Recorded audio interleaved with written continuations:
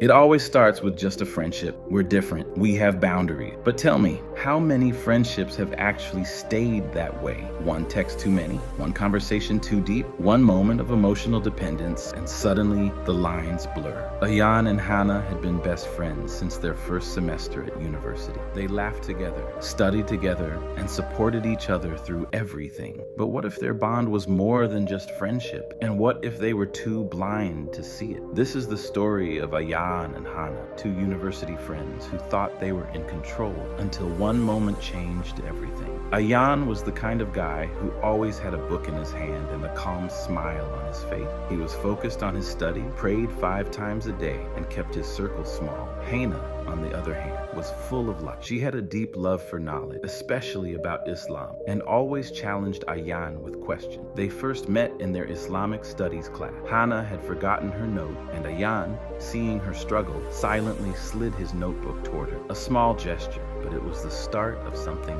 beautiful. As semesters passed, their friendship deepened. They would sit for hours discussing life, faith, and their dream.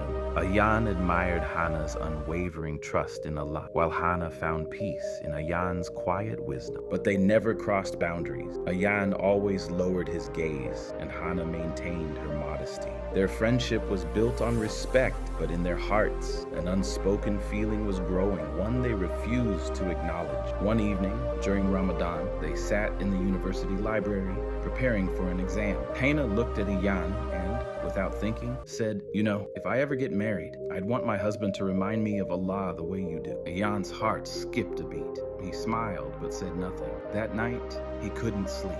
Could it be that his heart had been guiding him toward her all along? Ayan struggled with his feeling. He didn't want to ruin their friendship, and more importantly, he feared displeasing Allah. He prayed istikhara, asking for guidance. Hannah, too, felt something shift in her heart. She found herself making dua, asking Allah for clarity. If Ayan is meant for me, let it be easy. If not, remove these feelings from my heart. One day, another brother from the university proposed to Hannah. She was confused and turned to Ayan for advice. His heart sank, but he knew he had to do the right thing. Marriage isn't about feelings, Hannah, he said.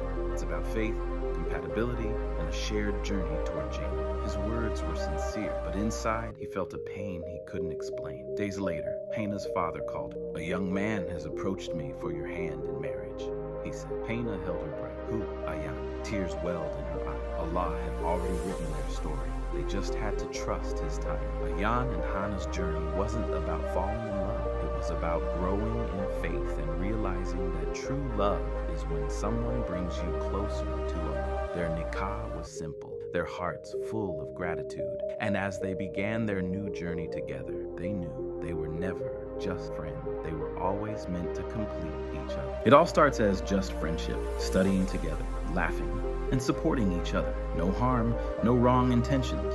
But slowly, emotions creep in.